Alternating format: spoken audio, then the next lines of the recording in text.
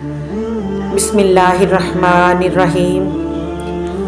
سیدہ عائشہ رضی اللہ تعالی عنہا سے مروی ہے، وہ کہتی ہیں رسول اللہ صلی اللہ علیہ وآلہ وسلم کے پاس برتن لایا جاتا، پہلے میں اس سے پیتی جب کہ میں حائضہ ہوتی، پھر آپ صلی اللہ علیہ وآلہ وسلم برتن پکڑ لیتے اور میرے منہ کی جگہ پر اپنا منہ رکھتے تھے اور میں ہڈی والی بوٹی لے کر اس سے گوشت نوچ کر کھاتی، پھر آپ صلی اللہ علیہ وآلہ وسلم اس کو لے لیتے اور میرے منہ کی جگہ پر اپنا منہ رکھتے۔